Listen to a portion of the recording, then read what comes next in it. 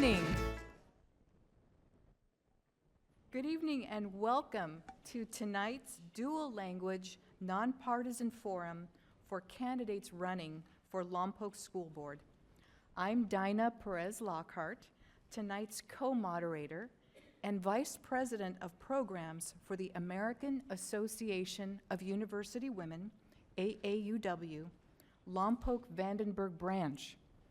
AAUW is a nonpartisan organization committed to a mission of equity for all and is open to all genders. I am joined tonight by our co-moderator, Carmen Martinez, a member of Future for Lompoc Youth and Allen Hancock College student. AAUW is very pleased to host this forum with our colleagues at Future for Lompoc Youth and League of Women Voters, North County. The League is also a nonpartisan organization which encourages the informed and active participation of citizens in government through voter registration and education. For the last 60 years, since the chartering of our branch, AAUW has hosted nonpartisan forums as a service to our community. Tonight, the forum is offered with dual language live interpretation in person and on Zoom webinar so that all can participate in their preferred language. In our live and Zoom audience, there is a wide representation of new and diverse voters excited to hear from our candidates. Here is tonight's agenda. First, we will go through a welcome and land acknowledgement. We will go over forum protocol and structure. We will look over district maps and the candidates. We will go through some voting steps and remind you of the upcoming nonpartisan dual language forum for the Lompoc City Council and mayoral candidates. And lastly, we will go through a thank you. As a reminder, no unauthorized video recording or photography is permitted. Please silence cell phones and hold applause until the conclusion of the forum. Before we begin tonight, we acknowledge that Lompoc-Vandenberg rests on an ancestral land of the Chumash people. AAUW honors the Chumash elders, past, present, and future. We come together tonight, following the Chumash tradition, to learn and grow as a community. As we begin our forum, we will do our best to speak slowly and clearly to enable accurate interpretation, and will give a signal if you are speaking too quickly.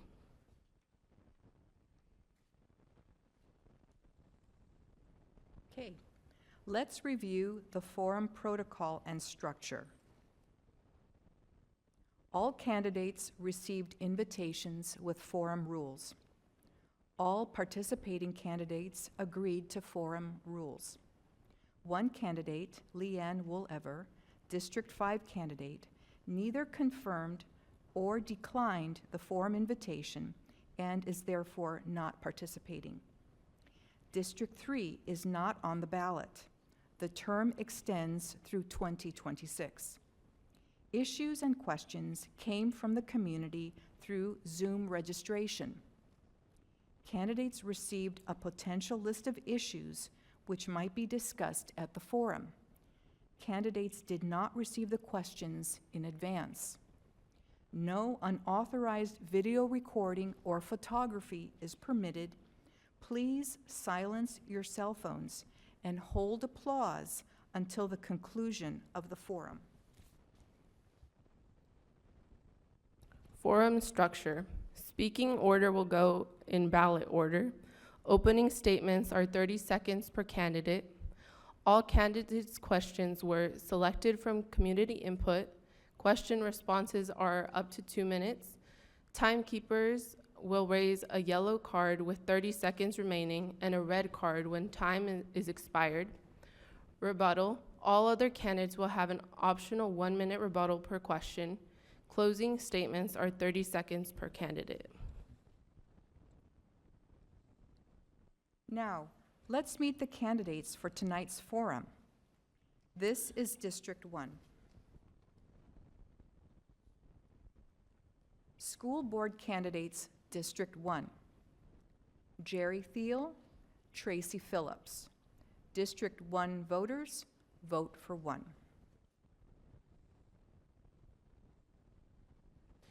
The candidate for District 2 is Mitch Torina, who is running unopposed. Here is the map for District 2.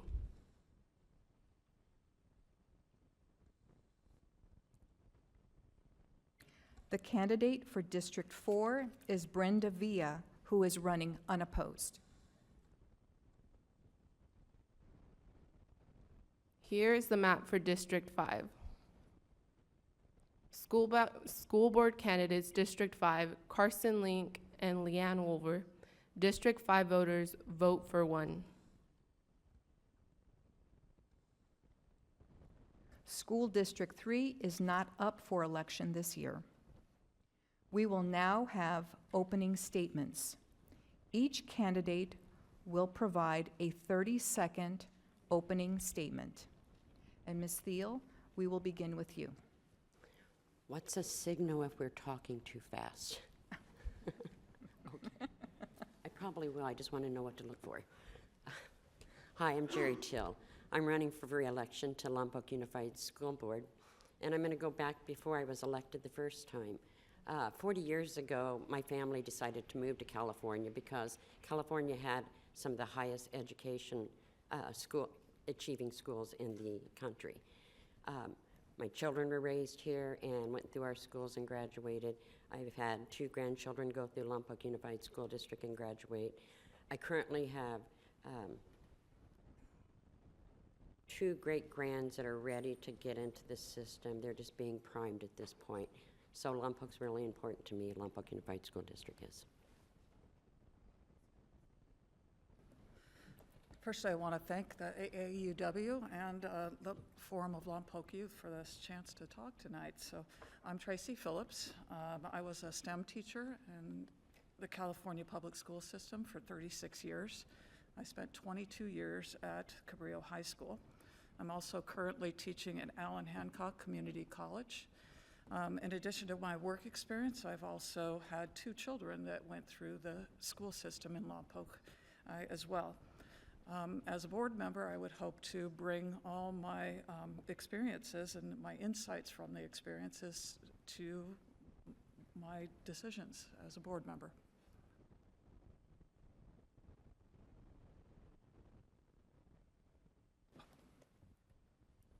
Good evening. My name is Mitch Torina, and I am running unopposed in District 2. And one of the questions I seem to get a lot is why I'm running for board. I'm bringing 30 years of experience of working as an educator from Santa Barbara Unified. I've done everything from being a drug and alcohol counselor to assistant superintendent of human resources and student services. But the true answer is I believe in kids. I believe that every kid has an opportunity to succeed. Thank you.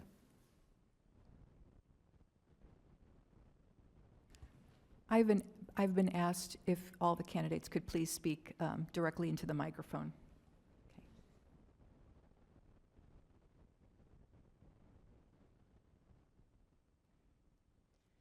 Hello everyone, hola a todos. Mi nombre es Brenda Villa, my name is Brenda Villa, and I am running for the school board unopposed. I am running because it is time for someone that has with a new perspective, a new voice, new ideas, and new energy to serve as a school board member. As someone who understands many of the challenges that our schools face today, I want to ensure that all, and I repeat, all students have someone that represents them, someone as well as for the teachers, parents, and the community as a whole. Thank you. Hi, my name is Carson Link. I'm running for District 5. I was born and raised here in Lompoc. I currently work for the State Senator Monique Limon, doing state policy for our education. I'm running first and foremost to create a better workforce here in Lompoc. We're missing out on the future of jobs. We need more trades in our schools. We need more STEM programs in our schools to take advantage of the jobs that we're developing on base. These are really good paying jobs, and quite frankly, we are missing the mark currently. Additionally, I also have a lot of experience dealing with the state government, dealing with bureaucratic agencies and all of that sort of thing, but we'll get into that. We will now begin the questions. Each candidate will have 2 minutes. Carmen? Question 1. In the Lompoc Unified School District's 5-year plan for 2023 to 2025, there have been references to aging facilities, deteriorating buildings, asbestos, and hazardous electrical wiring, among many other concerns. As a member of the school board, how would you address these issues? Ms. Phillips, we will begin with you. So first, I believe that our students are our responsibility, and the physical plant or the physical appearance of a school kind of sets the stage for how they are going to feel and react in the classroom. The classroom sends a message, whether we want it to or not, about who and what is valued. And research has shown that behavior and academic achievement is directly related to how kids feel about the environment around them. We can't expect students to achieve if they are in a classroom that's 60-plus years old with broken pipes and dirty and unsafe conditions. So I've experienced all these things myself. I was in a classroom here for 22 years. I have seen the mold. I've had it in my classroom. I've seen the broken pipes. I've had gas leak issues. I've seen the flooding. I've seen holes in the walls. So all of those things I know have affected both my students and myself. So I would definitely say I believe that the schools must be improved. Investing in the schools is the same as investing in our students and our future. If we continue to kind of neglect them, we're basically neglecting something that could potentially help our students achieve in the long run. So the other thing is that better schools also equate to better values in the community. So it's been shown that the greater the school system in a community, the higher the value of homes in that community. So for all these reasons, I definitely support Measure M, and I would like to see it implemented, and I would like people to take advantage of the schools or the district's bus tours that are being offered on the 28th and the 5th to actually see this themselves. Mr. Turina? Thank you. First and foremost, Measure M. Let's not be candid about that. We need Measure M to pass. We haven't had a bond in, I think, 20-plus years. My wife is a teacher. She's experienced exactly what Ms. Phillips has talked about, standing puddles in a classroom, no heat, things that make young people, children, feel as if they are not valued. And so we cannot continue and have that as an environment for our students to try to learn in. So first off, Measure M. Let's pass that as a community. Let's pass that as people who care about our children.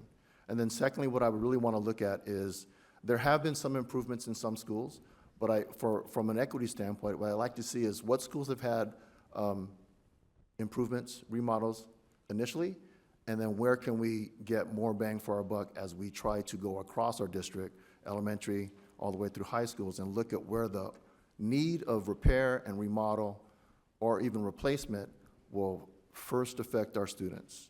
The closer to the students we get, the more effect and more impact I think we will have when we do those types of facilities work. Ms. Villa? I do want to say that I am 100% supportive of Measure M. As someone who went through the school here in Lompoc from middle school to high school, have witnessed how old the facilities are, and I think it's time for the schools to be renovated. It's unfair the students have to go to schools in these conditions. But I do want to share a quick story. I actually met with someone who came to Lompoc recently because they got a job here, and it's unfortunate what they shared with me, that they came from Fresno.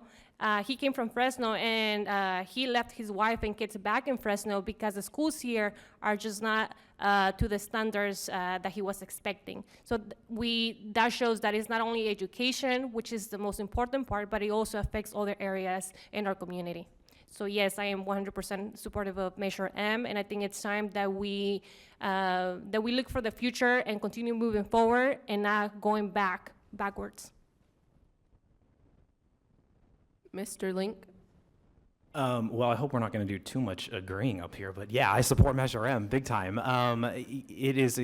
Schools are in desperate need of repair, first and foremost. A lot of people ask, well, why can't the schools just do that themselves? Well, the way that our schools are funded is through state funding. And so about 60% of our funding comes from the state of California, which is great because that means when the state of California runs out of money, which sometimes it does, the schools still get funded. The problem with that is, though, is that they mandate that we're not allowed to use that funding on permanent structures, permanent improvements, things like that. And so that they say, if you want better schools, if you want nicer classrooms, you want a new school, that needs to come from the community, and they need to step up and invest in their kids. It's been since 2002 since we've done that. I think it is about damn time. And so I think that needs to pass. I think I agree with what Mitch is saying too, though. We really need to look at places that we have fixed in the last bond. A lot of concern about the bond comes from the fact that they're worried about oversight. They're worried about people being held accountable, and that's ultimately on us as potential board members to make sure staff are spending the money right, that we're spending it in the places where it needs to be spent, and that you're going to have public officials who are going to be held accountable come to the forum and answer your questions. And so I think that we need to do better in terms of that, and we need to also make sure that once we make those investments, that we put some money aside. It's called deferred maintenance, and we make sure that we keep those investments that we've made nice and clean and repaired anytime they break. And so we need to also put the money aside before we need to do that and put the money aside to make sure that we can make the repairs that are needed when that happens. So again, and I couldn't agree more with what Tracy said in terms of the way that the school looks is how the kids feel about the school. And we know as a fact that students meet the expectations you set for them. So if you're setting things really low, they're going to meet those low expectations. If we set our expectations high and have nice schools, they're going to meet those expectations. Ms. Steele? Well, I actually voted no at a board meeting on the bond, and the reason I did was I did polling of this community. I went all over this community. I imposed in people while they were out to eat, in church, in the shopping centers, in the shopping center parking lot, and I haven't had an overwhelming response of no. So I felt I needed to vote no to represent my constituents. Now, I'm going to share some of the reasons why they told me. I know that people are quite amused when I say the price of bacon and the price of gas, but if you go to the grocery store, you fill your gas tank, you know that's a fact. Okay, moving past that, I think that the community told me they didn't trust us yet. And we have to remember, we're coming off of a bad time. We have a new superintendent that's amazing and doing great things. She has brought our school district community back together. She has reached out and touched the movers and shakers of this community, but now we got to touch the parents and the community. I was hoping to wait one more time to put that bond out, that we could do a little more legwork to get them to buy in. Oversight is another issue they're concerned about. So if the bond does pass, then I think that that's something we need to focus on to prove to our community that it is forthright and transparent.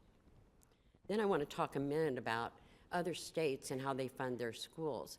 And I think this room is full of some very intelligent people, and I think we need to get ourselves to Sacramento and lobby to have our funding source changed. It happens in other states. I know how funding for facilities has happened in several other. It does not come out of general funds or bonds. We can do that as a community, and we can do it at the state. Thank you. Okay. Next question. Outside of the standard school curriculum, what support services for students would you prioritize as a member of the school board? Mr. Torina, we'll start with you. Could you repeat the question? Yes.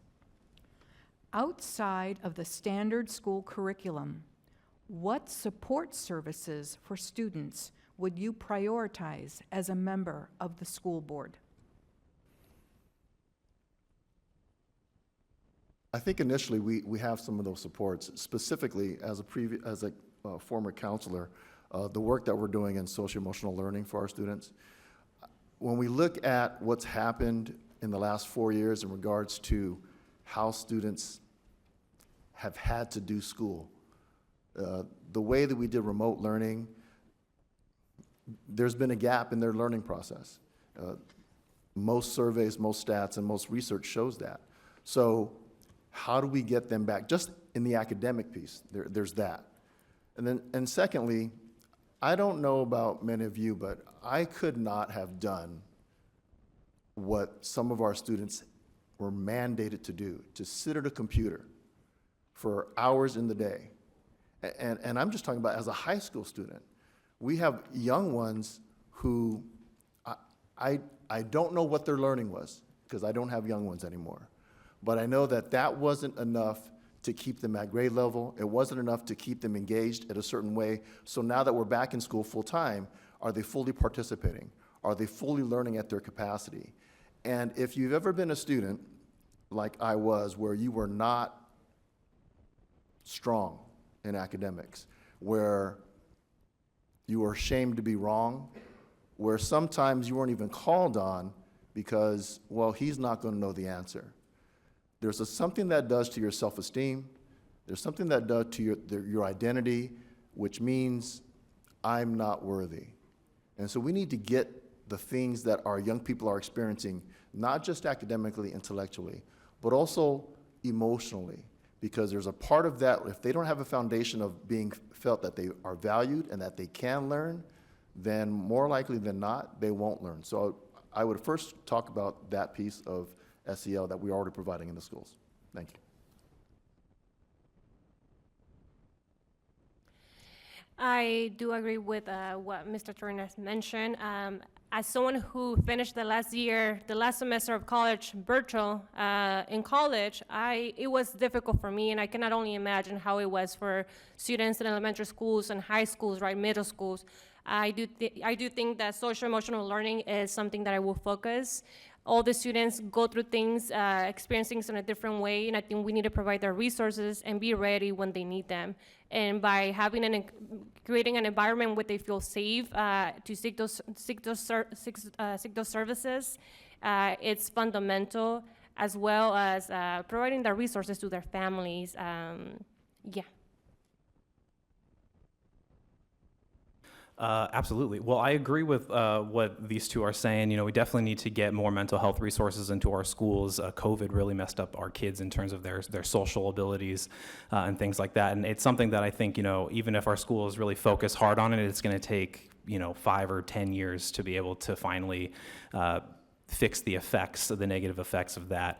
I also think, though, Santa Barbara County is one of the most nonprofit dense places in all of California, and that we need to do more to leverage that here in our schools. I really wish the city council would do something like this, but I think the next natural place to do this is in our schools, where the community meets for most of the year, for most of the day, is to have more nonprofits, that we partner with more nonprofits in our community. We have a lot of great ones. We have the LVCHO, we have C4, we have plenty of, I could go on and on, we have plenty of great ones, because I ultimately think first and foremost it should be parents dealing with these issues with their kids and having these conversations with their kids about drugs, violence, homelessness, all of these things. I think we need to give parents the tools to talk to their kids and encourage them to talk to their kids about these things, because we know that there's no age too early. I'm sure there are people in here also, though, that remember the DARE program, and that didn't work. When the school dictates instead of facilitates, it doesn't work. And so we really need to partner up with more nonprofits. So if a parent comes to us and says, hey, you know what, maybe I grew up in a violent home, I don't know how to talk to my kids about violence, I don't know how to talk to my kids about drugs,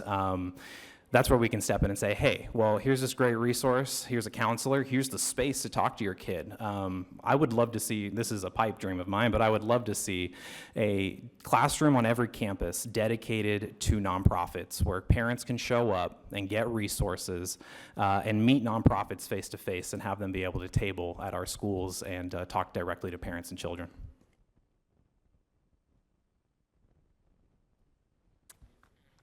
Well, I agree with almost everything that's been said up here, or actually everything that's been said. I think I'm probably the oldest one up here, and social emotional learning was taught when I went to school. I mean, I think that it was incorporated in everything. I do think that we have crisis with our students now, and I do think that they need more assistance. We are so blessed in our community and county with resources, and we have some of the most amazing school staff and teachers and administration in the state. I think our kids have a wealth of resources. Our administration brings recommendations to the board, and the board discusses it and votes on those. I think that we have, other than the social emotion, I think we have outside of the school area. Future for Lompoc Youth is an amazing resource in the community.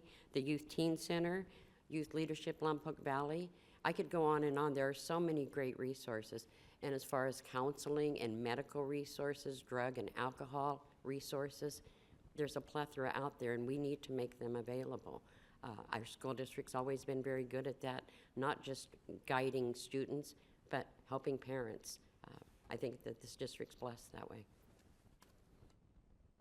Ms. Phillips? So I also agree with pretty much everything that was said up here, but I would want to add that this has been an issue, or the change in the social environment has been an issue longer than just COVID. I think with the advent of cell phones and social media, we've seen a huge change or a shift. The peer pressure and the bullying that used to be out in front for teachers to notice is no longer that way. It's behind a screen, where people are not can be anonymous and kind of do this without the realization of those around them. So they've shown over and over that there's an increase in depression and anxiety directly related to social media. And the suicide rate has been on the rise. So with more students experiencing these kinds of stress, we definitely need more support in the schools. Now, I do believe that our district is already doing quite a lot and has programs set in place with the SEL. But I think that there is a place where there needs some improvement, and that's probably in the identification and referral process for the students. I think that teachers are being asked to kind of work outside of their area of comfort in identifying students with needs. And they're not always clear on what to do once they do identify them. And I think there are a lot of resources in the community as well, as I think about this, that there are things out there. So particularly Future for Lompoc, I saw a presentation that was really impressive on what they could do. So that being said, I would like to see kind of a streamlined system of identification and referral for our students. But we do always need to remember that the school's there for education, and these programs shouldn't supplant our education. It should just support our education. So, Moving on to the next question.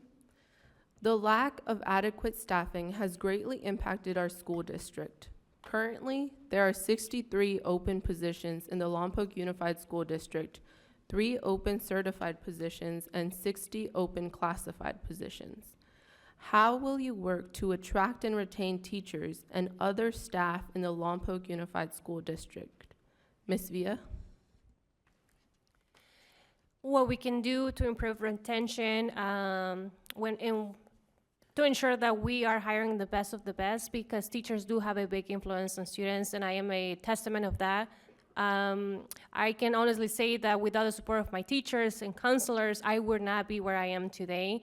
And that just shows how important our teachers are in our lives.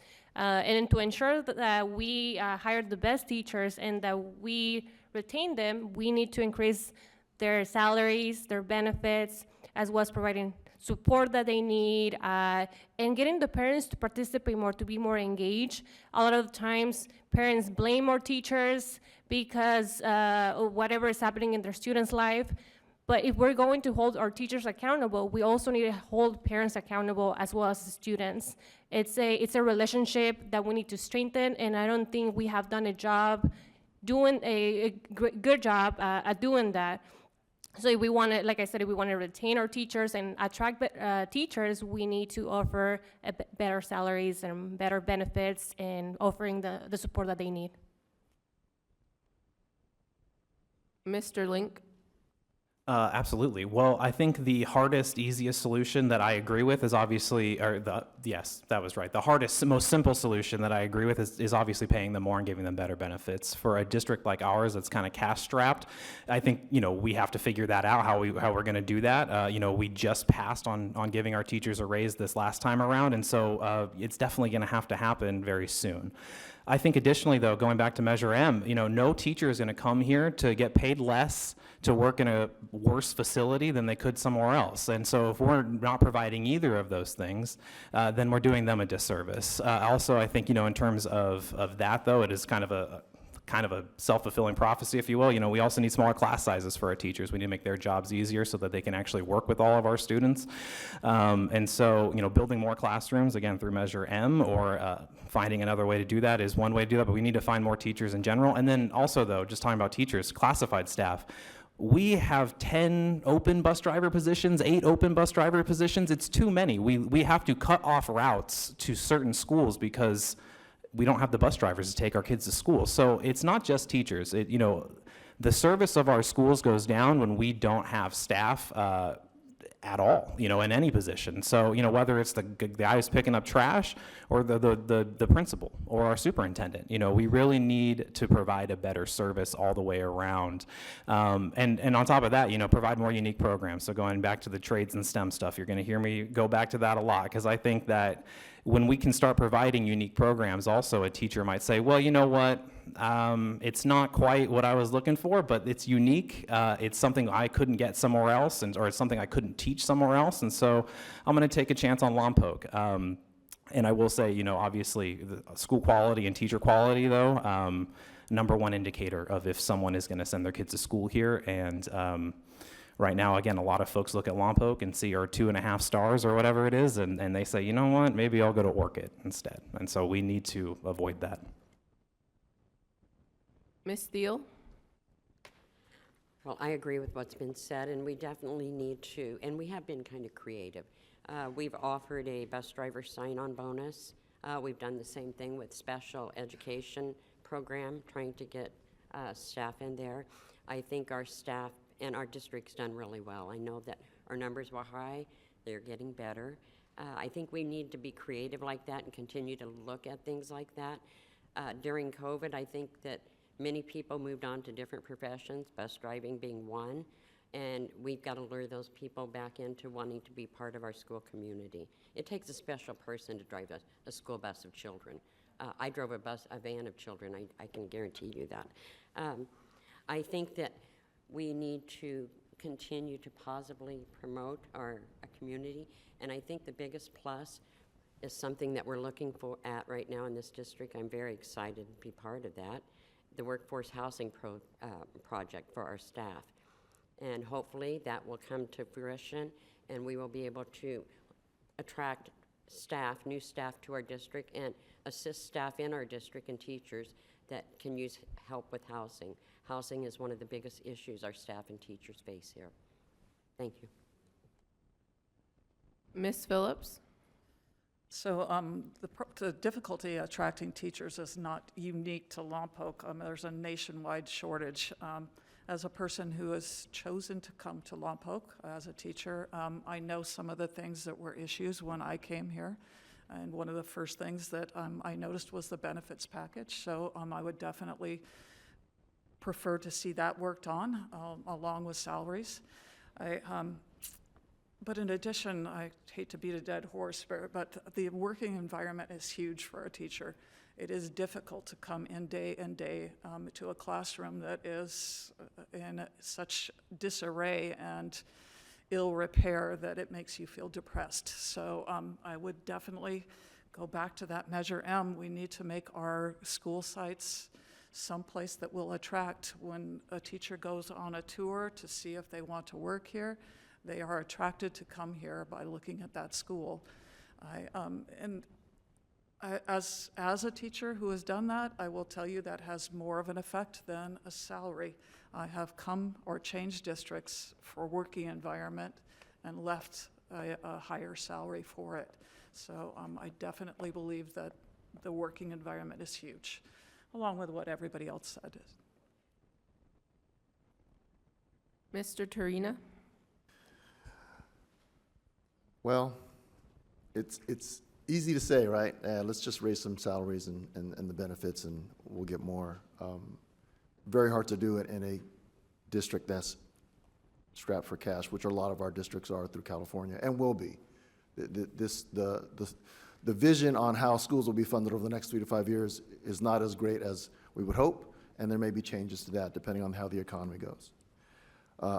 The workforce housing possibility is just that. It's still a possibility, but would do great things for attracting and keeping qualified, highly qualified teachers and staff. There's an area where I think we can look at why are we not growing our own? Because some of these people live here now. In fact, the families that are our staff and our teachers, the majority of them live here. So how can we look at our young people now and attract them to the work of the school district? Now, bus driving is hard. I used to drive a van with kids, and it's not easy. And yet, it is still workable. It is still where somebody can go and earn a living wage, maybe with a partner who also is earning a living wage. Housing is not going to go down in California. Health costs probably will not go down in California. We are getting a housing project of over 400 homes just over by Home Depot. Another one proposed just above the Y. So there's opportunities for us to start growing our own where they don't have to worry about housing because their families live here. And if we can get some students on track, give them a very positive and enlightening experience in school, maybe some of them who live here, who have in the past, families have become teachers and stay here. So I think that's all possibility for those areas of staffing. Thank you. Safety can be defined within the school environment by reducing incidents of physical violence, exposure to substance abuse, or bullying prompted by sexual identity, religious or cultural practices, or physical disabilities as examples. As a school board member, how would you engage staff and parents in order to address this broad spectrum of issues that affect our children? And Mr. Link, we'll begin with you. Yeah, I mean, I think I kind of answered this a little bit already, but I think it goes back to putting more resources into the hands of our parents and to our teachers. I agree with what Tracy was saying, though. You know, it is not up to teachers to be the secret police for parents and vice versa. For a teacher to go and tell a student something that their parent told them in confidence. I think that we ultimately need to make sure that the resources are available, though, and so we do have them. I mean, they exist. Again, in Lompoc, you wouldn't really know it because they're all kind of siloed. They're all kind of off in their own corners doing their own things. Because again, you have to realize nonprofits and these kind of programs are kind of a business. You all competing for the same public funding and the same grants. And so we really need a body to come together, and that body is the school board, in my mind, that is going to say, hey, how can you guys work together to provide a better all-around service? And so again, it just ultimately comes down to, and I know it's a shocking thing to say, but parents need to talk to their kids, and we really need to encourage them to do that and help them facilitate those conversations. I think additionally, too, I'm not against school resource officers. I had Deputy Bob up at Cabrillo, if anyone knows Deputy Bob, nice guy. I think we need to make those figures on our schools, though, not antagonistic, but a friendly face and someone that they know they can go to and talk to and say, hey, you know what, I saw this, or whatever it is. And not have such an antagonistic feel about it. That's how I felt when I was in school, and so I think, I'm not against resource officers or anything like that either. Having physical safety and having, again, that's a huge issue that we face in terms of mass shootings and things like that, and so we need to do more to obviously head those things off, but if, people need that physical safety on campus to feel safe, then I'm okay with that as well. But we need to do it right. Ms. Thiel. I also think this is probably one of the most important things that we need to focus on is the safety of our kids on their campuses and to and from school. I think our school district does a pretty good job of this. I would like to see us focus on getting more cameras on our school sites. Communication on school sites, I think, is important. to have a variety of different types of communications, walkie-talkies, cell phones. The regular phones may not be working. I think I would like to see our district organize some parent nights to help parents, because I do think that it's important. I think parents are struggling with some things at home, and they could use information as to what resources they can go to. I see the district as being an avenue to provide that.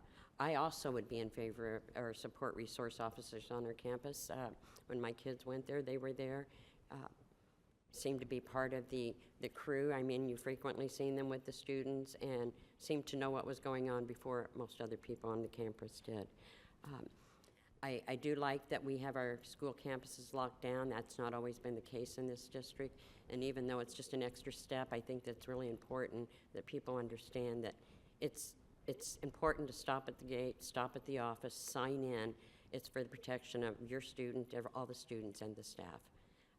I would like us to continue to look into different resources and communication methods in this district, but I really think, and I've heard this from some of our schools, we need to focus on cameras. Some of them have cameras, some of the PTAs have bought cameras, they're just waiting for installation. They've been waiting for over a year now. Thank you. Okay. Ms. Phillips? So, as a teacher in a classroom, I would have to tell you that I never felt terribly unsafe in this district. There are a lot of things in place, those resource officers and campus supervisors. There are some cameras in place, and there is quite a bit of training and drills that take place throughout the time. But that being said, we can always do more, and I agree there should be an increase in the number of cameras and making sure those cameras are always working.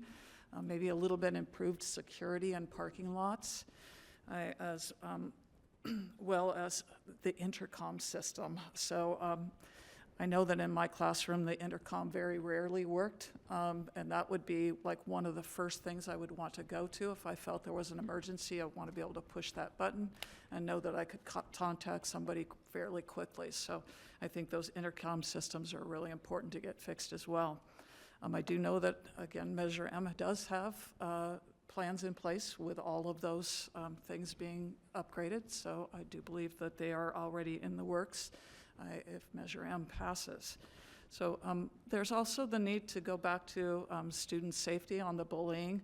So again, I feel like the issue of cyberbullying and social media is causing a huge safety issue as far as mental safety. So again, I would have to go back to looking at ways to identify kids that are perhaps bullying or being aggressive on their devices. So I would also like to see something done in that, maybe some kind of coursework or training or whatever for kids to kind of coach other kids in how it is and is not acceptable to be on a device. So, Mr. Torina? So I think the technology of safety, we know about that. I think our resource officers are good, especially if you get good ones. Having worked in student services before, really trying to integrate law enforcement into the school. I think the best example is what they did down at Dos Pueblos, where he's not only their resource officer, he's also their coaching of varsity baseball. So the idea that, because I know there's two sides, right? Some people think law enforcement on campus makes it safe, and there are others who feel that it makes certain people unsafe, and both can be true. My idea is if we make sure that every student has one trusted adult on campus where they can go to them and say, hey, look, this is happening. Or a group of students, of peers, where they can have conversations about all these things that make them feel unsafe, and then have an avenue, some type of venue or corridor which they can bring those to the attention, not just of a trusted teacher, but then our administration, and then hopefully at the district level, we can address some of those things. There are many programs that I've participated in where we train students to be those advocates for other students. Because there are students out there who have voices, who do want to be a part of the solution, and we have to give them opportunity, because the safest place, usually in a day, is at school. But when you start to feel unsafe, there's got to be ways that students can actually talk about that, have it addressed, and then go back and make sure that we've addressed, are they feeling safe now that some measures have been put in? And Ms. Villa? I think when we're talking about safety, we need to acknowledge that we have the physical safety and the emotional safety, right? When we're talking about the physical one, what we can do is collaborate or partner with law enforcement and other agencies, organizations, to conduct a safety assessment and identify areas to ensure that our schools are safe for all students, as well as teachers and personnel. When we're talking about the emotional, psychological safety, I think we have a pandemic of bullying all over the United States, and I don't think our schools are doing a good job at protecting the victims. I think we need to take more severe actions. We need to take more severe actions. And the students who are bullying other students need to face more severe consequences. Also, another thing that we can do is protect the victims, and often they feel isolated and they are not provided with the resources that they need. So we also need to do a better job at doing that. I can say that, again, going through the school system, middle school and high school here, a lot of the time signing a contract with having the bully and the victim sign a contract does not work, and we need to do a better job at protecting the victims and providing resources, again, to the students who may be bullying others or harassing others, because often that is as a result of problems at home. They may be experiencing trauma, so I think it's providing them with the resources is another thing that we can do. Moving on to the next question. How can the school board help teachers find a balance between state-mandated academic curriculum and career pathways? Ms. Steele? Well, we're very blessed that we have a great administration that does a great job at pulling those resources together for us and presenting them.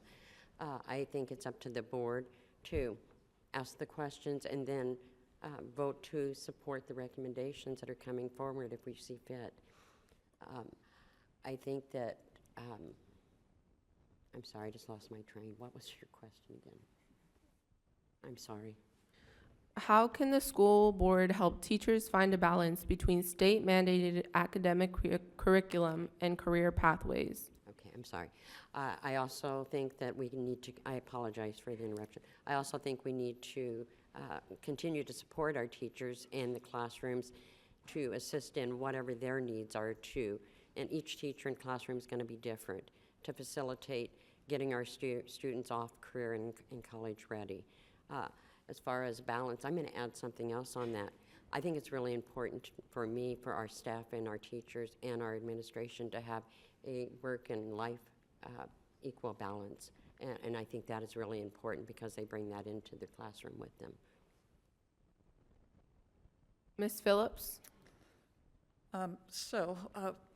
First, the curriculum or the standards that are set by the state are set by the state. So we are supposed to be teaching to those, though how we teach them is our choice.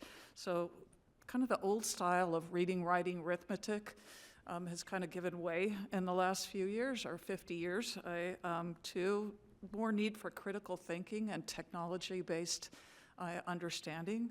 So I think that the curriculum that we present in the classroom needs to reflect that change, so away from that old style of reading, writing, arithmetic. The jobs that are available are mostly tech-based, especially in our community now. We have a lot of tech-based jobs or opportunities that are going to open up with the base, so we need to prepare our kids. And the biggest thing is to have exposure. They have to be able to see how this stuff is used, which means we have to have the stuff to show them how it's used. So we can't be living in a 1950s setting and expect our kids to be functioning in a 2024 environment. So that would be a big thing. That being said, I also believe that we need to make sure that we're expanding job shadowing and kind of internships and partnerships with businesses so that we can reach a broad spectrum of students and give them opportunities in places that they may not have even known they were interested in. So the curriculum alone can't guarantee, though, success. I think that in conjunction with all those things, we need to remember that kind of the partnership with a teacher, that kind of connection with a teacher or the school system has a huge effect on how they learn as well. So I love the district's motto, actually. So it's that trusting relationships, high expectations equals every student achieves. I think that's exactly what we need.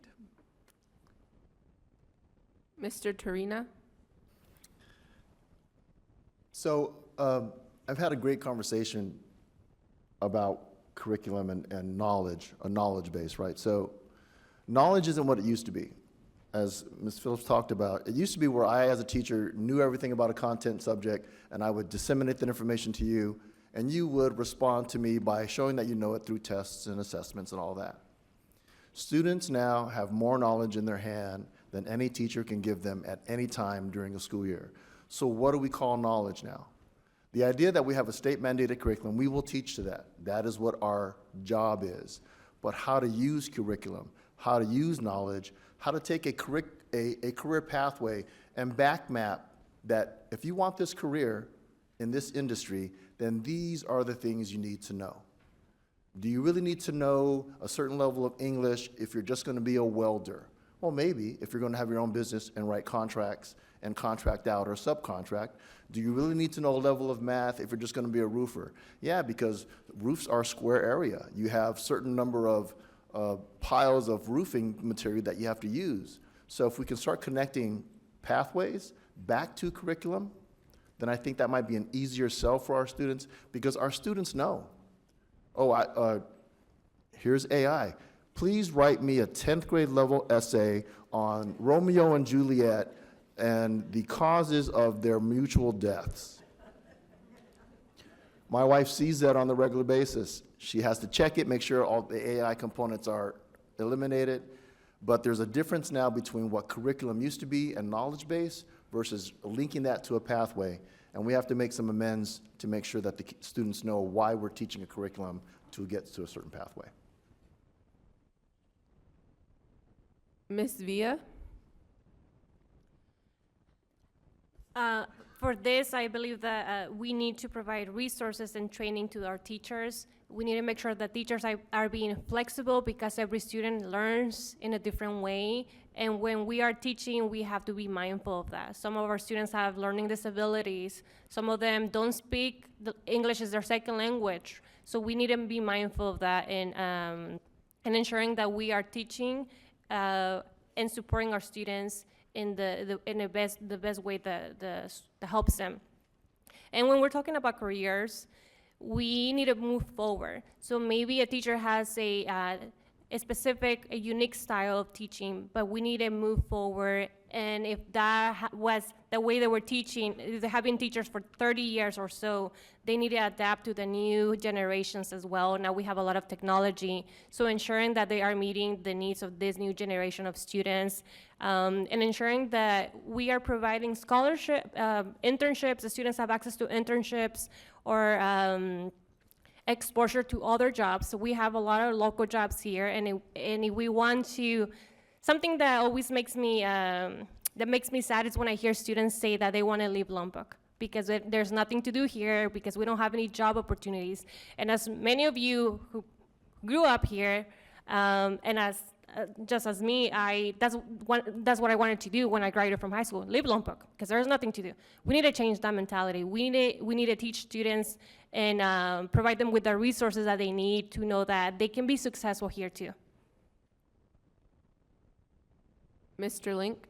Yeah, I fundamentally agree with what Brenda just said, but I also want to add on, we do have jobs coming into our community finally, and we're missing the boat on them. So even the jobs we are getting in here, we're not getting our kids those jobs, and we're not getting Lompokians those jobs. A lot of those jobs, too, are trades jobs. They're looking for welders on base. They're looking for electricians. They're looking for machinists to fix the rockets when they come back down. I would like to put students, I would like to open as many doors as possible, I should say, for students before they finish. I don't want a kid when he's 15 to be like, yeah, I think I want to be a welder, and then you get them to senior year and they're like, yeah, I don't want to be a welder, so I need to quickly reestablish my whole academic career here. I would really like to walk kids, expose them to as many different trades and jobs as possible, get them internships, apprenticeships, get them partnered with the many launch companies we have on base. There's SpaceX, but there are 6 other ones out there that are all trying to catch up to where SpaceX is at.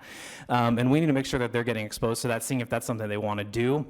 Additionally, if they do want to do that, it's something that we can work with Allen Hancock, we can work with our own teachers to get our kids state certified in this stuff so they can get a welding certificate through the state of California. Additionally, because of Allen Hancock, some of these classes are dual enrollment classes as well, so we can walk a kid through both. And because I see STEM and trades as 2 sides in the same coin. Engineers are going to need welders. Welders are always going to be working with engineers.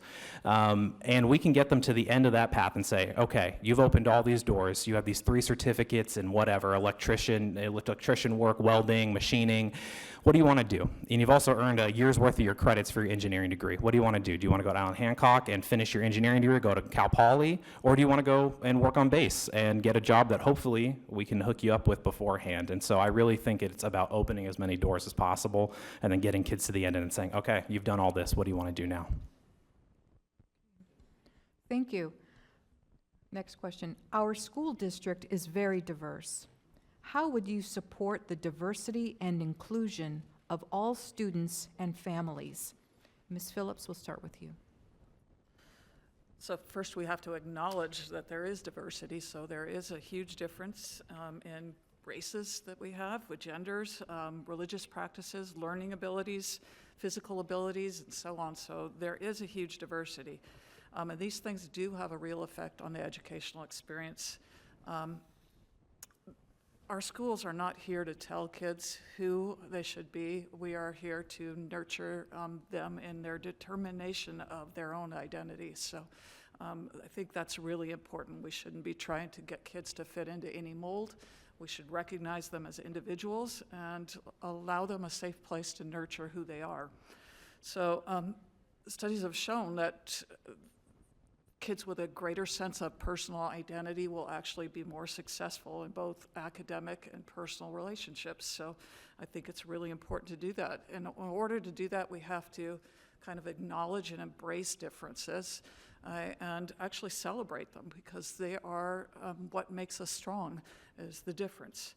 So I saw a board presentation from a group at LHS, I think it was the Brave Unified Champs. And I actually was really impressed with how this particular group was able to integrate or provide a way to bring kids together. So they brought kids with disability and with just standard education kids, and were able to get them into programs where they were doing athletics and arts programs together. And I saw the benefit for both the disabled children and the regular ed children, and how much joy it brought all of them. So it was very impressive. I think we need more of that across a broader spectrum. So I'd like to see that. And then along with the physical ADA accessibilities, we need to work on that with ADA classrooms and buildings. Mr. Torina? I'm sorry, could you repeat the question?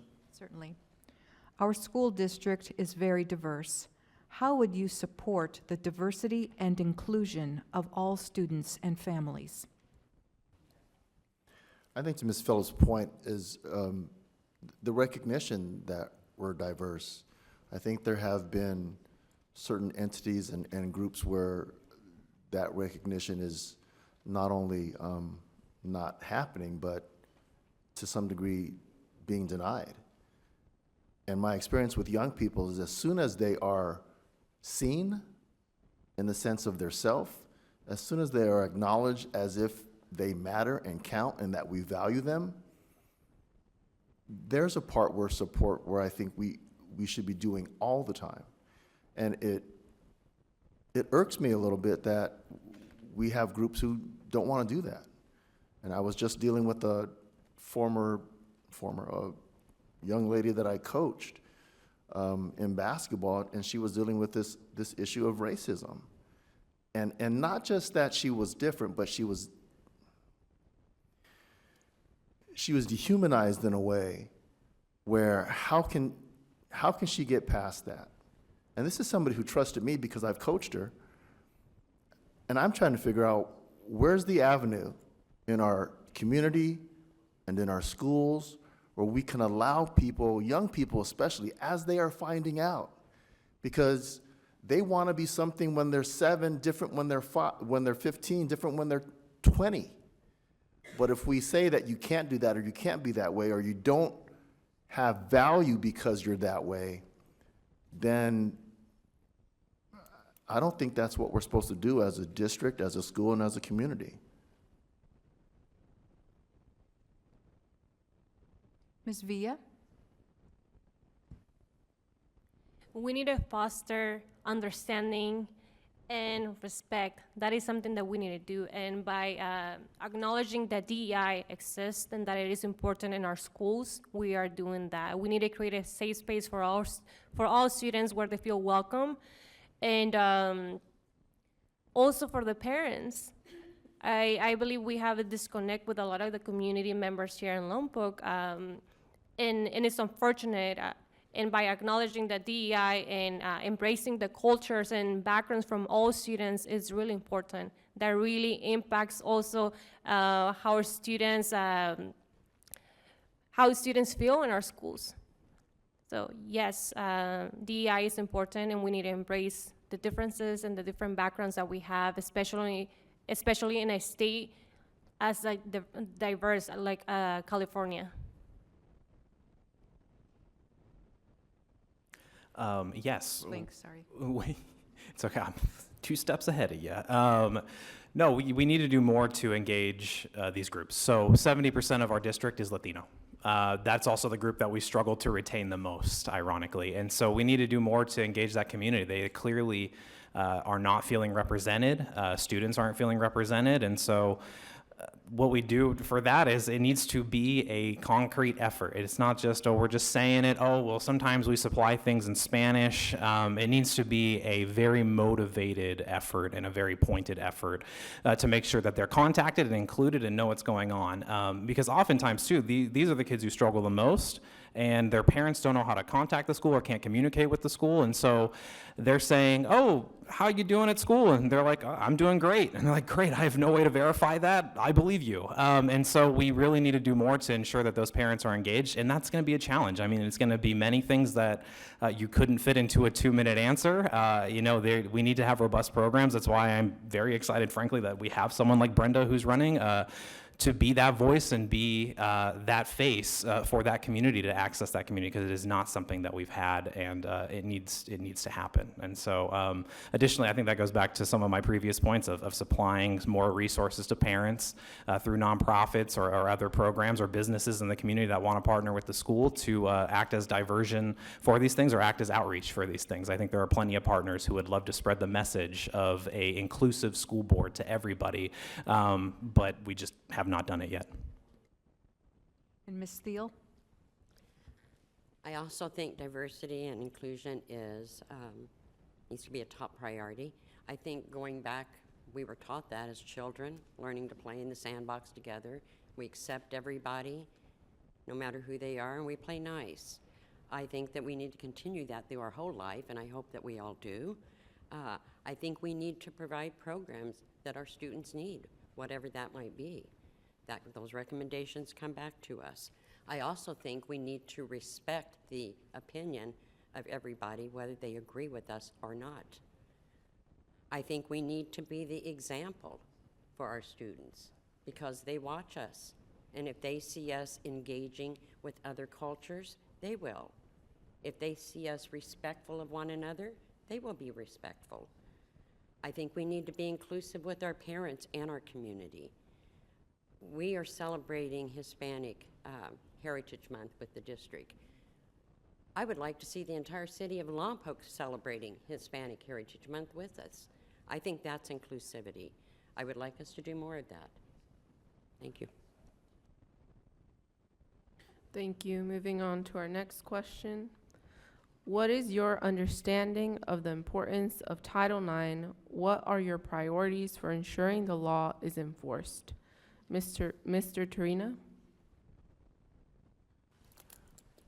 In regards to Title IX, as far as non-discriminatory practices in our educational process, whether it's academic and or extracurricular, my understanding of that is whatever we offer one, we offer the other. Whatever we offer boys, we offer girls. The monitoring of that, the making sure that that happens, that's the piece that makes it a little bit more difficult. And because it's nuanced, right? So let's say the boys varsity team always gets the field or always gets the gym at a certain time, but that is never assessed, never re-looked at on a yearly basis. That potentially could be a Title IX issue.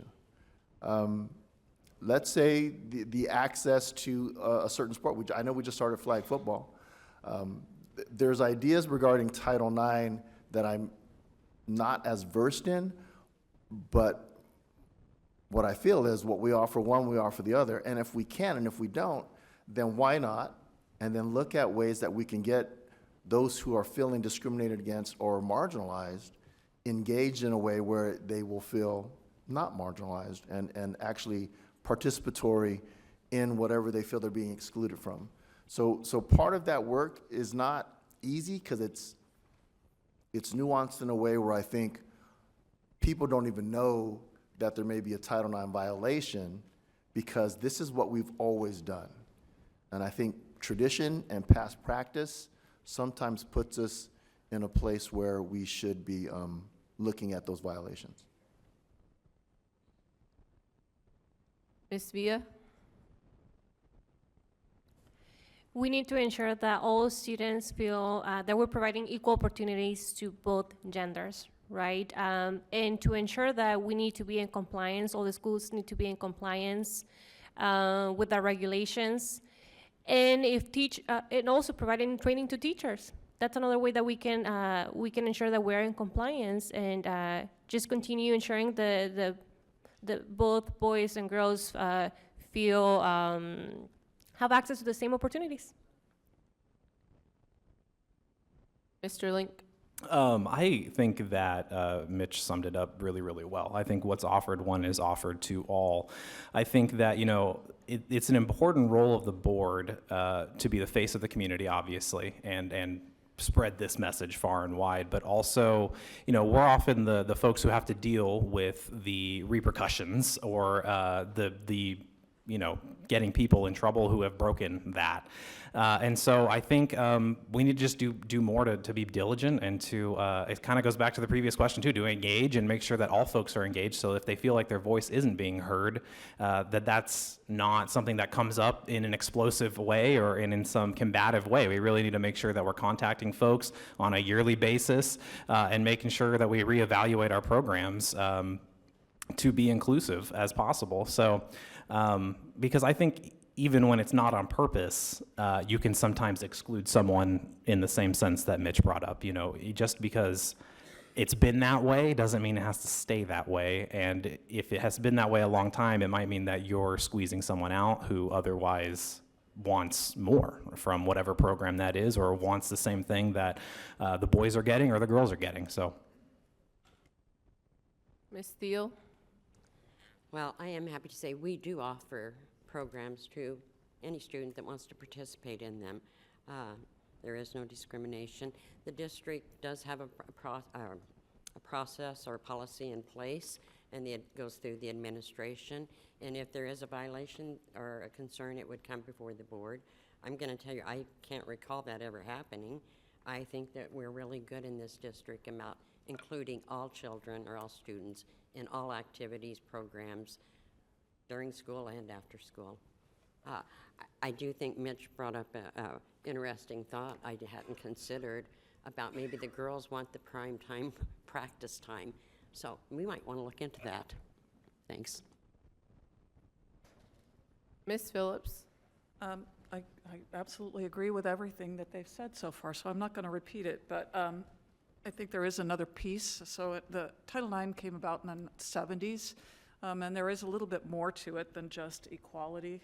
There is also that schools should be, or academic institutions should be free of gender harassment or discrimination.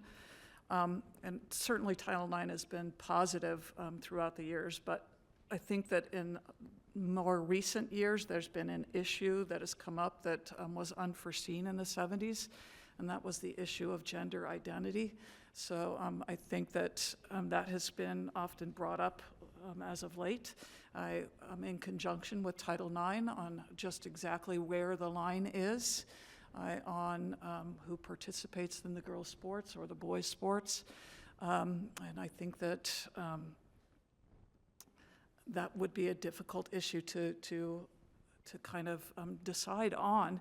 However, the state has very clear rules, and I think that we would be left kind of with following the state's kind of regulations in that for that particular issue. That's pretty much all I got. Thank you. The next question is, how would you ensure that all students have access to high-level STEM courses? And Ms. Villa, will begin with you. We need to for that. We need to collaborate with local businesses, universities, and just ensure the students have access to hands-on careers, right? And take them on tours to universities or whatever that is. We also need to promote STEM clubs and other projects, as well as ensuring that minority students also have access to these programs, because often they are not exposed to STEM fields. And by doing all of this, we can ensure that all the students have access to the STEM field.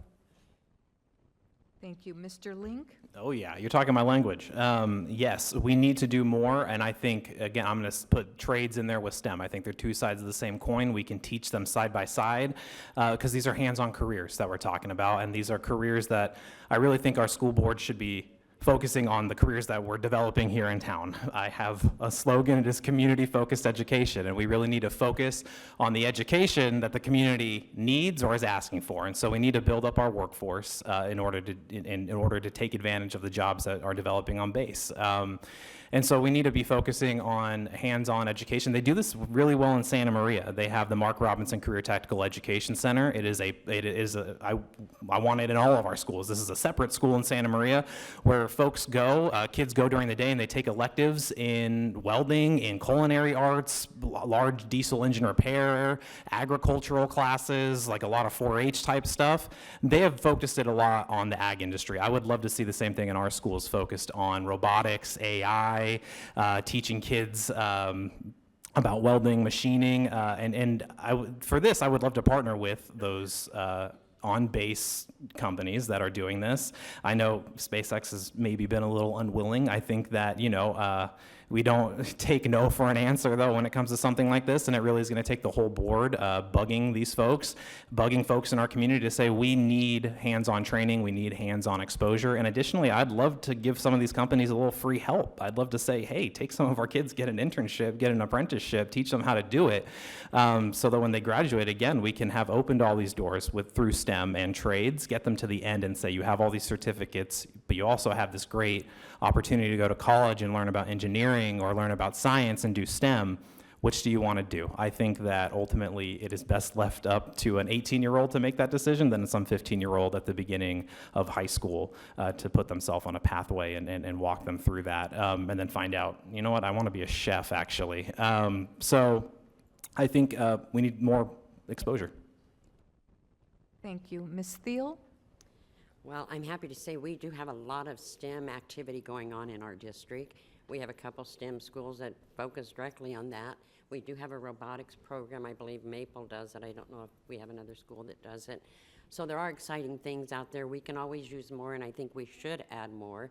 And I'm just going to tag on to the trades thing. I think that's really crucial. And I've talked with our superintendent about it, and she's shared an interest. We have strong trade unions in our county here. And I've talked to some of the members, and they're willing to come into our schools. So it would be great to have the electricians come into our schools and work and maybe do that apprenticeship program. I do know the plumbers and pipe fitters are open to it, but it's a scheduling conflict. So I think if we as a district and the unions can work together, that's something that we could make happen for our kids. Again, I think, and I don't know if this goes in with STEM, but our kids are doing e-gaming, and I'm going to throw that in there too, because that's a new thing for me. I don't know if that's a thing coming out, but I'm fascinated with it, so our kids are doing that too. Thank you. Thank you. And Ms. Phillips? So I was a STEM teacher. I taught science and math throughout my entire career at pretty high levels, at the AP level. So I have a little bit of understanding on what is required to be successful at high levels. And I would tell you that critical thinking skills are going to be essential, and I would like to see them brought in much earlier, particularly in the areas of science and math than they are.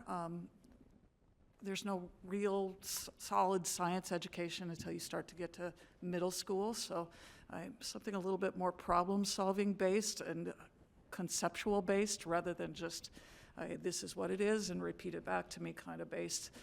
So I would like to see that change for sure, that everything is more, again, focused towards getting kids with those critical thinking skills. The other thing, we need more modern equipment and supplies so that kids can actually see what the modern STEM looks like.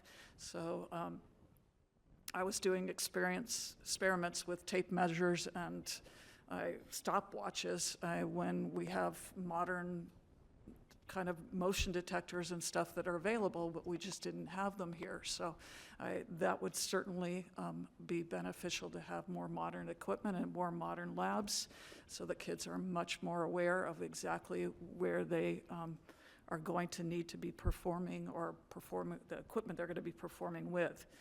I also agree that we definitely need to get more hands-on experience in some of the trades because knowing theories alone is not going to get you very far. Like I can tell you how a combustion engine works. I know exactly. If you asked me to fix it, I could not. So I would definitely say that more hands-on experience would be beneficial. Thank you. Mr. Torina? So my experience in Santa Barbara, where, again, I hate to keep referring to my past, but from what started as a very small robotics program, it has now become this full-on engineering program.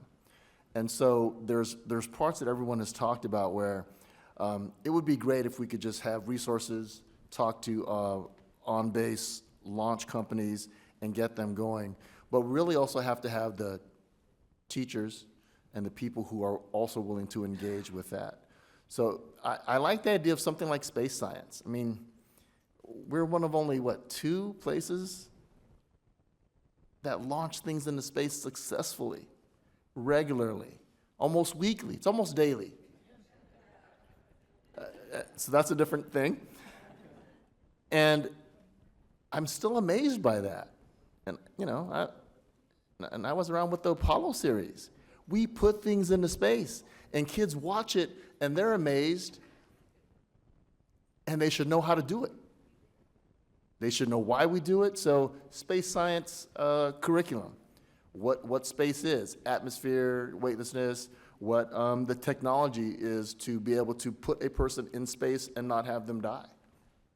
The engineering that goes, everything from the actual rocket that goes up, and then all of the crazy mathematics that I have no clue on of how to get things back down safely and make them reusable. I mean, that STEM action in a space science curriculum, yeah, let's do that.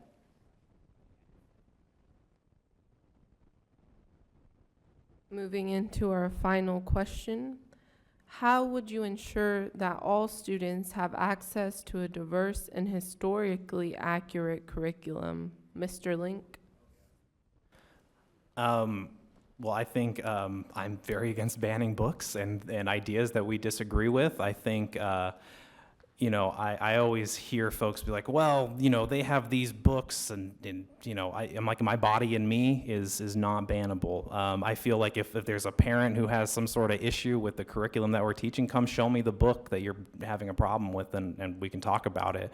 I want concrete examples of those things when we talk about banning books and things like that. And again, I'm not for it. And so we really need to be focusing on history. I mean, teaching facts is facts. History does not change, but it definitely changes its color depending on how you tell it. And so I think we need to, that's a huge emphasis that we should focus on. I think the state has a lot of good guidelines for that. And then, to Tracy's earlier point, it's, they set the curriculum and it's about how we implement it though. And so that's still important. The tone in which we talk about these things is very important in terms of how we teach it and how kids are going to process it. And so, again, ultimately though, not for anything like banning books or something like that. We need to let our kids get exposure to themselves and leave those choices up to parents. If a parent doesn't want their kid reading a book, then that's up to them. But that may not be up, they can't make that choice for every kid. So, that's where I stand on that. Ms. Steele? Well, I do think that the curriculum is important. Our district has a great process and good people in place that review that curriculum. There's input from staff and teachers.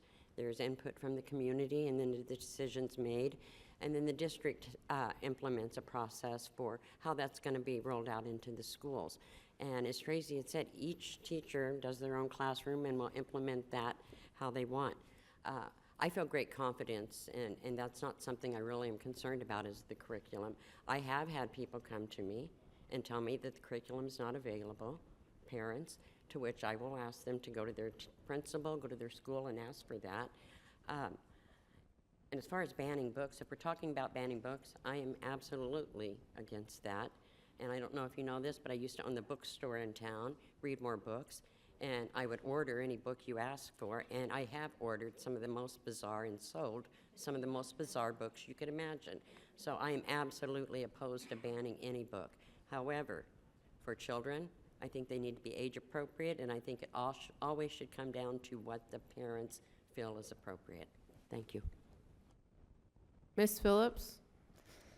So the district does have a review committee in place for reviewing curriculum, and I think it's actually very good. So I agree with Jerry on that, that's in place to actually review it, and the school board does approve it, or have an opportunity to say yes or no on whether or not they approve it. So I'll kind of leave that piece, but I do want to address the accessible to all. So I think we do need to make sure that our curriculum reflects our students. So sometimes we're looking at a curriculum that reflects somebody from 1920, and we're teaching it to a group of kids who have no connection to that whatsoever. So I would like to see our curriculum have resources kind of more reflecting our students, so that they feel a part of the actual educational process, or have a connection to it or a link to it, and they feel seen and heard in their own education. So that's what I would like to see. Mr. Turina? I believe the state is mandating an ethnic studies requirement for high school. 2025, 2026, I'm not sure when that's supposed to start. So when we look at curriculum in regards to that specific course and mandate by the state, I think it's important that we actually really take a look. As we start at the meeting, we're on Chumash land, we're on Native land. And if we can't include them in our history, then we're missing a whole part of who we are as people living on this land. If we really discount what was happening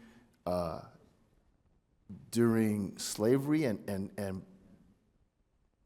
believe what some people say, that it wasn't all that bad and was a work jobs program, then we need to look at the original documents in regards to what was going on in our country during that time.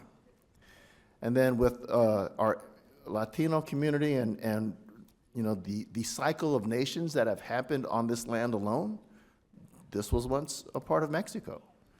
And then the immigration of a lot of our Asian Americans who came and did labor to create transportation and build California up, and then not allowing them to buy property or to participate legally. All those are things that we need to remember, to discuss, and to allow our kids to know, because some of them are identifying that way, and when they don't see themselves, then again, they will not look at where they can fit in our culture, in our society, in our community.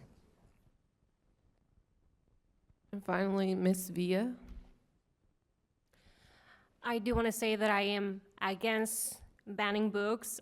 We cannot erase history. What we can do is learn from it and not make the same mistakes. We need to allow our students to make the decision and on whatever it is that they want to learn, right? And by banning books, we're not allowing that. So we need to ensure that they have access to all the materials so they can inform themselves.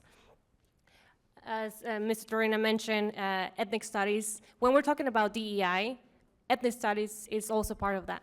So we need to ensure the students have access to the history and part of it that sometimes they relate to it, right? So like I said, when we're talking about DEI, it's important to acknowledge that ethnic studies is fundamental in our schools. Thank you for that. Now we will have closing statements. You will have 30 seconds to give a closing statement. And Ms. Thiel, we will begin with you. Well, in closing, I would like to thank the AAUW, the League of Women Voters, Future for Lompoc Youth, my fellow candidates up here, and all of y'all for coming and listening to us. I just want to say my campaign is about getting back to the basics. It's important that our kids can read and do math and learn history, science, all of the basics. And I think that it's crucial that they learn these in order to be successful in STEM programs and moving up to the other levels. Our district has seen a small increase. We focused on this, and we've seen a small increase this year. I would like to remain on the board to continue to be part of that increase. I also would like to remain on the board to be part of the Workforce Housing Project. Thank you. Ms. Phillips? So I also would like to thank everybody for coming tonight. I appreciate the opportunity to be heard. So I would like to ensure that all our students have everything that they need, the learning environments that they need to be successful, productive citizens, and that our staff feels like they have the support to help them achieve that goal. I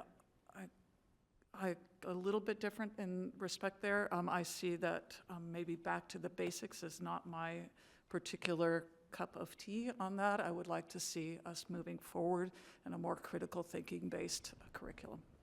Mr. Torina? Same sentiments. Thank you all for being here. Thank you for putting on the forum. And I'd like to remind us that public education was created in the Industrial Revolution, the Industrial Age.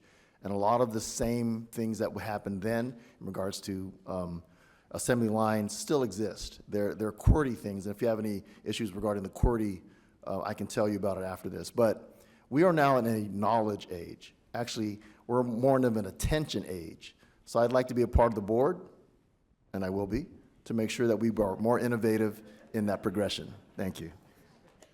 Ms. Villa? As I mentioned earlier, I am running for the school board. Well, as Mr. Torina, I am technically an unofficial board member now, but I want to ensure that all the students, all teachers, all students, all teachers, and parents as well, all their community members have a voice. I want to ensure that our students want to stay in Lompoc. Lompoc is such a great city, and I think we just need to provide the resources to our students so they can get jobs, good paying jobs here in Lompoc, and just providing them with the skills that they need. Mr. Link? Well, I'm glad it was addressed at the top because you may not know it because she's not here, but I do have an opponent. I just think it's a little ironic and very disappointing that someone who wants to throw their face on signs and clutter up our town will not come here and face the public and answer questions. And so if you're looking for a school board member who's going to be held accountable, who wants to answer your questions, wants to meet with you, please come find me. Check out my website, linkforlusd.com, and I hope you'll support me. Thank you to the AUW and all of you guys for coming out. It's really important to answer these questions.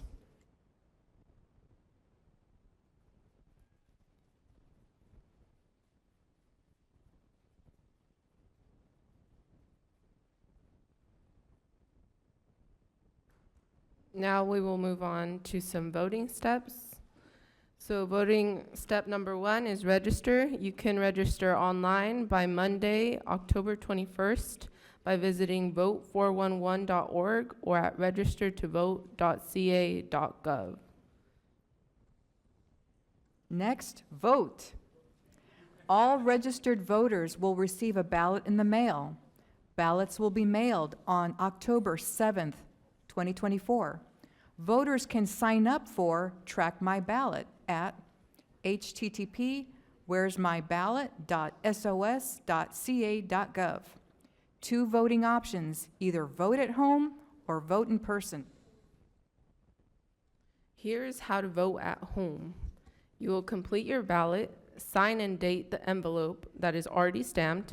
You will return your ballot by mail early or before November 5th at any U.S. post office or a drop box at a Santa Barbara County election secure box before November 5th. These are at City Hall at 100 Civic Center, Lompoc Public Library, 501 East North Avenue, Santa Barbara County Department of Social Services at 1100 West Laurel Avenue, Vandenberg Village Library at 3755 Constellation Road, or you could drop it off at any polling place. You can vote in person. Election Day is Tuesday, November 5th, from 7 a.m. to 8 p.m. Your polling place is listed on your ballot. Next up, please join us next week for the Nonpartisan Dual Language Candidate Forum for City Council and mayoral candidates. This will be held on October 3rd. Please register at Lompoc-Vandenberg-ca.aauw.net. Most of all, thank you for attending tonight's forum, and remember, our vote, our voice is our vote. Let's vote. Thank you to the Fund for Santa Barbara, collaborators, the League for Women Voters, Northern Santa Barbara County, Future for Lompoc Youth, City of Lompoc, Venue, TAP TV, KPEG Radio, Bill Smith and Alex Emiot, co-moderators, myself and Carmen Martinez, candidates, Jerry Thiel, Tracy Phillips, Mitch Torina, Brenda Villa, Carson Link, interpreters, Jose Farias and Viviana Marsono, timekeepers, Wynn Clevenger and Alice Down, the forum volunteer team, the forum planning team, and the forum technical team. Thank you for attending tonight's forum. Let's vote.